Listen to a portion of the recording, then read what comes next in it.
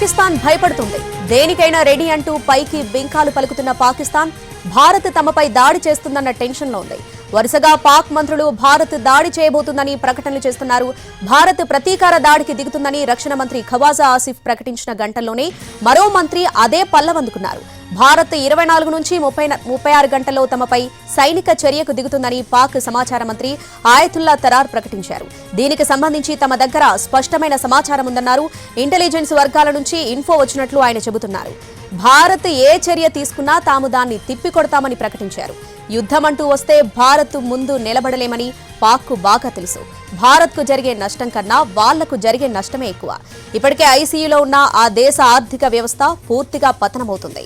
ప్రపంచ దేశాల నుంచి అందే సహకారం అంతంత మాత్రంగానే ఉండనుంది. దీంతో పాక్ భయపడుతుంది.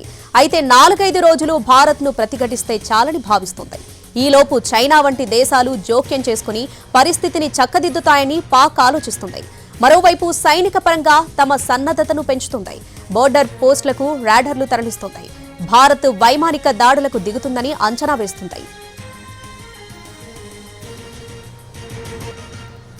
పాకిస్తాన్ భయపడుతుంది. దేనికైనా రెడీ అంటూ పైకి బింకాలు పలుకుతున్న పాకిస్తాన్ భారత్ తమపై దాడి చేస్తుందన్న టెన్షన్లో ఉంది. వరుసగా పాక్ మంత్రులు భారత్ దాడి చేయబోతుందని ప్రకటనలు చేస్తున్నారు. భారత్ ప్రతీకార దాడికి దిగుతుందని రక్షణ మంత్రి ఖవాజా ఆసిఫ్ ప్రకటించిన గంటల్లోనే మరో మంత్రి అదే పల్లవందుకున్నారు. భారత్ 24 నుంచి 36 గంటల్లో తమపై సైనిక చర్యకు దిగుతుందని పాక్ సమాచార మంత్రి ఆయతుల్లా తరార్ ప్రకటించారు.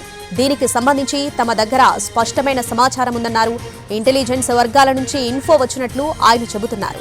భారత్ ఏ చర్య తీసుకున్నా తాము దాన్ని తిప్పికొడతామని ప్రకటించారు. యుద్ధమంటూ వస్తే భారత్ ముందు నిలబడలేమని పాక్కు బాగా తెలుసు. భారత్కు జరిగే నష్టం కన్నా వాళ్లకు జరిగే నష్టమే ఎక్కువ.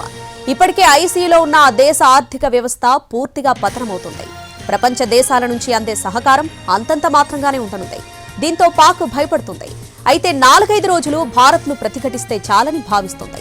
ఈలోపు చైనా వంటి దేశాలు జోక్యం చేసుకుని పరిస్థితిని చక్కదిద్దుతాయని పాక్ ఆలోచిస్తుంది.